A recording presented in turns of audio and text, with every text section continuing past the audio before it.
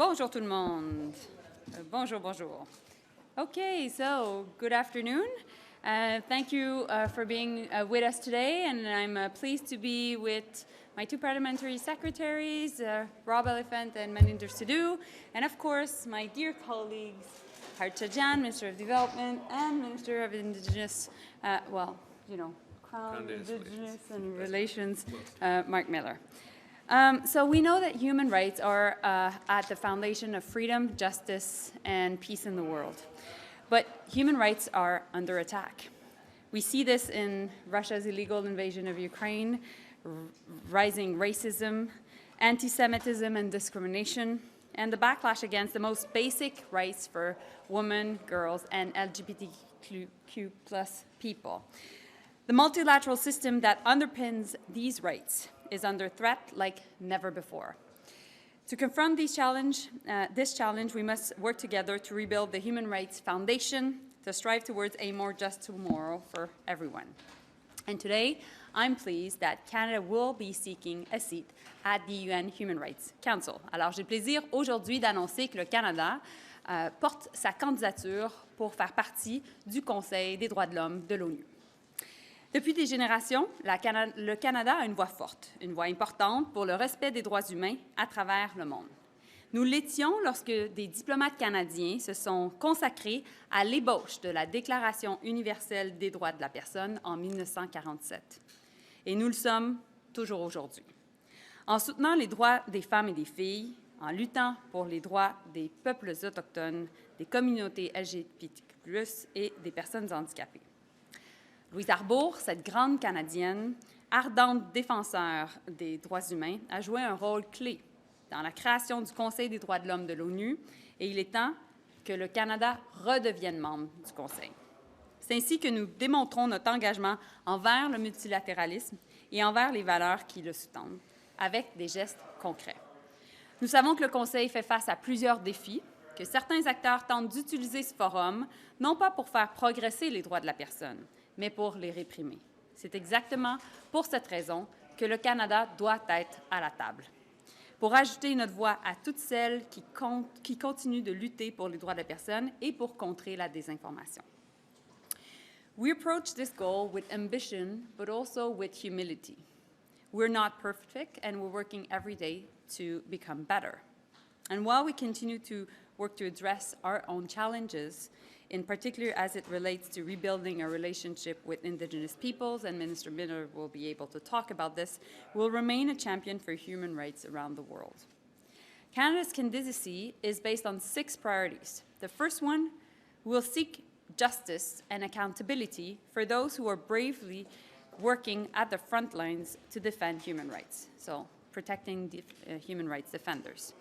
Second, we will strive for an inclusive future and champion anti-racism and freedom of religious belief. Third, we'll continue working towards the recognition and realization of the rights of Indigenous peoples, both at home and around the world. Fourth, we will also work to advance gender equality, building on our feminist foreign policy, and I know Harj and I have been working a lot on this, and looking to the next generation of rights, ensuring we are at the table to help them and shape them as we are defining them. And of course, we'll always defend women's right to choose at home and abroad.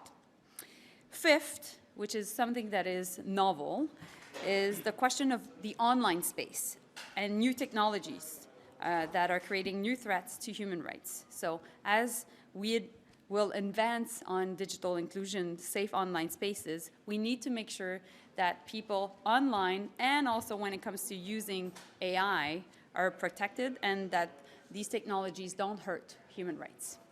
And finally, climate change, which affects the ability of every human on Earth to access a safe and prosperous life, we must act. And of course, as migration flows increase around the world, we'll always stand up for the rights of migrants. From the effects of climate change to gender equality, we will keep the rights of migrants front and center as we advance these 6 priorities. Donc, notre campagne repose sur 6 priorités fondamentales, appuyer les défenseurs des droits de la personne, bâtir un avenir inclusif sans discrimination, la réconciliation avec les peuples autochtones, faire progresser l'égalité des genres, protéger les droits de la personne en ligne et aussi tout ce qui est en lien avec l'intelligence artificielle et lutter contre les changements climatiques. So together, we'll be able to bring a more just tomorrow by achieving new milestones in human rights. Donc, merci beaucoup et ça me fait plaisir de passer la parole maintenant à mon collègue Harjit Sajjan. Thank you, Mel. Good afternoon, everyone. Today, I'm also proud to join my colleagues in announcing our candidacy for the United Nations Human Rights Council. Now, under our Feminist International Assistance Policy, Canada has committed to take a human rights-based and inclusive approach in all of our international assistance. Human rights-based approach focuses on empowering the most marginalized people around the world. Now, this means developing their capacity to know how to exercise and to claim their rights.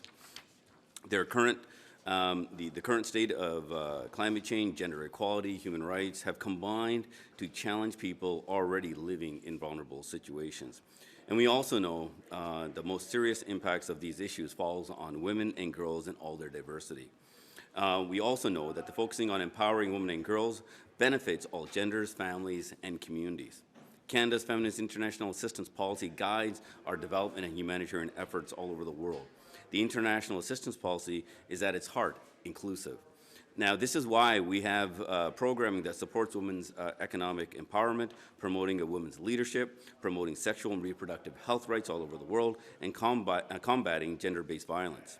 Now, this is why we have programming to strengthen democratic institutions with a focus on protecting the rights of marginalized and vulnerable populations, supporting electoral processes, supporting human rights monitoring, and supporting access to justice. This is why we are committed to promoting and protecting the rights of two-spirited, lesbian, gay, bisexual, transgender, queer, questioning, and intersex people around the world.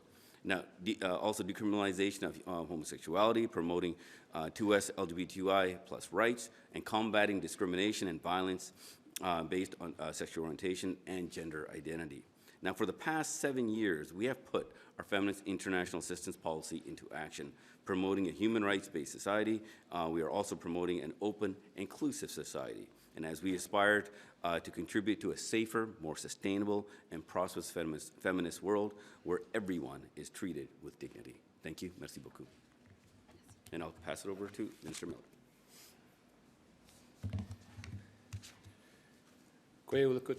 Hello. Bonjour. Thank you to Minister Joly for inviting me to participate in this announcement. And thanks to everyone for joining us on the unceded territory of the Algonquin and Anishinaabe people. Permettez-moi de commencer par dire que la ministre Joly a tout à fait raison. Le Canada a nié les droits des Premières Nations, des Inuits et des Métis dans ce pays depuis fort longtemps. Not only that, but Canada specifically established colonial policies to deprive Indigenous peoples of their language, culture, land, and even human safety. Across the world, Indigenous peoples have similar histories, tainted by discrimination, racism, and inequality. We should not be afraid to speak about this on the world stage, as painful as this is. Regardless of what some people might believe, this is Canada's history, it's the world's history, and it's Canada's truth, it's our truth. One that our government is working to address through policies and initiatives and reparations that will last for generations. Nous ne parviendrons pas à un avenir inclusif au Canada et nous ne pourrons pas être un partenaire inclusif au Conseil des droits de l'homme si nous ne donnons pas la priorité à la mise en œuvre effective de la Déclaration des Nations unies sur les droits des peuples autochtones dans un esprit de réconciliation. Reconciliation isn't only a priority, it's a moral obligation, not only to the Government of Canada and every one of my colleagues, not only to every Canadian, but to every country in the world. It's not linear, it comes at a cost, one based on truth, concrete actions, healing, and importantly, financial commitment. Chez nous, nous avons encore beaucoup de pain sur la planche, mais nous avons beaucoup appris et accompli avec nos partenaires autochtones. Il reste encore beaucoup de travail à faire. Nous sommes continuellement engagés à faire progresser la réconciliation et à adresser l'héritage colonial qui continue d'avoir un impact sur les communautés autochtones jusqu'à présent, aussi pénible soit la discussion. It's with this dedication and understanding that Canada promotes human rights, and I'm confident that Canada would promote rights, perspectives, and priorities of Indigenous peoples at the table. For far too long, Indigenous peoples have been denied the most basic of rights, to live freely and fully on their own land. So I fully support this bid, and it's time to make their voices heard as imperfectly as a person like me can do it, not only in Canada, but internationally. Miigwech, Kianamik, Marcy, merci, and thank you. What have we learned from the UN Security Council bid that we can apply in this situation to actually succeed? Well, first and foremost, I think we've learned that we need to make sure that we're taking the time and making sure that also we show up and that we have a strong voice within the UN and within the entire multilateral system. As I mentioned a bit earlier, there is a clear backlash happening around the world as we speak when it comes to human rights. And we just can't stand idle, just screaming from the sides, saying basically that we should be doing something without rolling up our sleeves and getting involved, because we need to make sure that we unstack the deck. And by working all together as a government, and I hope with all Canadians, I think we can definitely win this, and I'm confident, ambitious, and humble at the same time. Vous avez mentionné à plusieurs reprises dans vos discours l'importance de défendre le droit des femmes. Oui. On se rappelle que dans le budget, le gouvernement a coupé 15 % des budgets des organismes qui vont aider les femmes à l'international, le droit des femmes, des filles, l'accès à l'avortement, etc.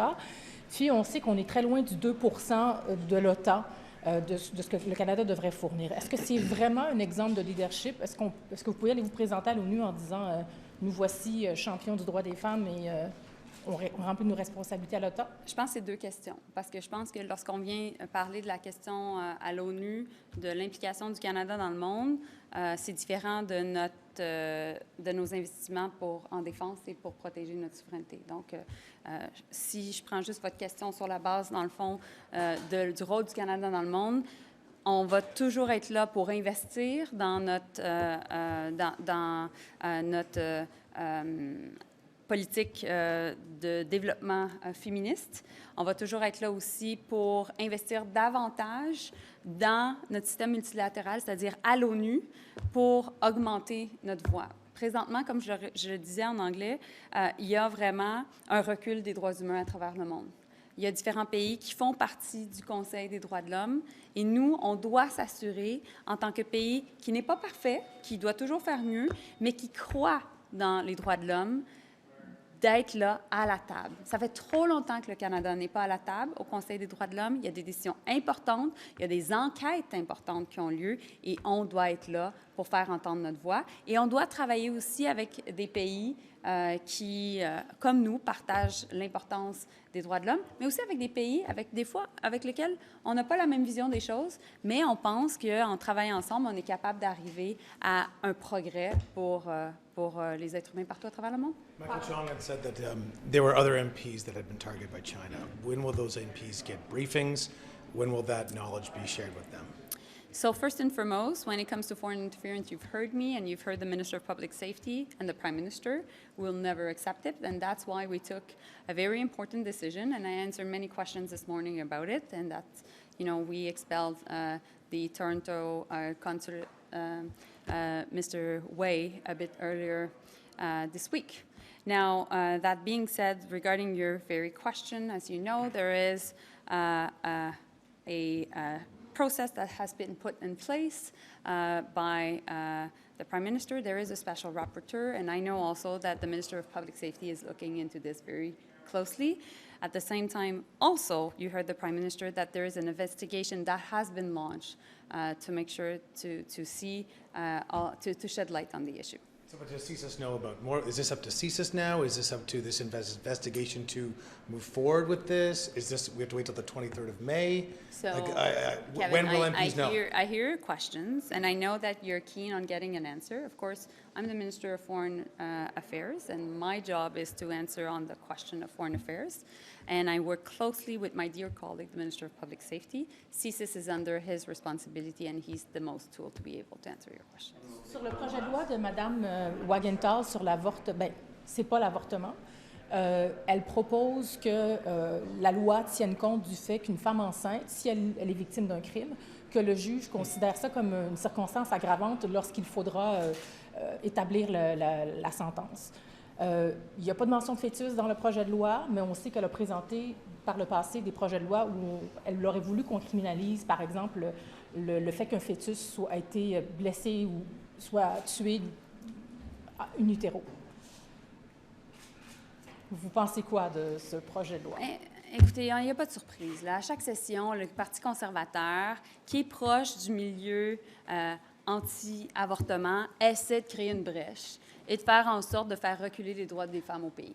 On l'a vu, ils s'inspirent de ce qui se passe aux États-Unis. Ils essaient d'importer ici au Canada certaines des tactiques et des stratégies qui sont mises en place au sud de notre frontière. Et là, bien, on voit encore une fois que c'est une autre façon de faire en sorte de nier des droits aux femmes. Et donc, on essaie de faire par la porte en arrière ce que, essentiellement, les groupes anti-avortement veulent faire au pays. On voit, je l'ai dit en fin de semaine au Congrès, il y a une croissance de la droite radicale au pays. On doit être là pour faire en sorte de l'arrêter. Et nous, on sera là comme gouvernement féministe pour s'assurer de protéger le droit à l'avortement partout au pays. What failed in the last bit? The Human Council benefited the others. What failed in that respect? We will win this No, bid. but Thank exactly, you. but looking back from my colleague's question, we didn't really get an answer.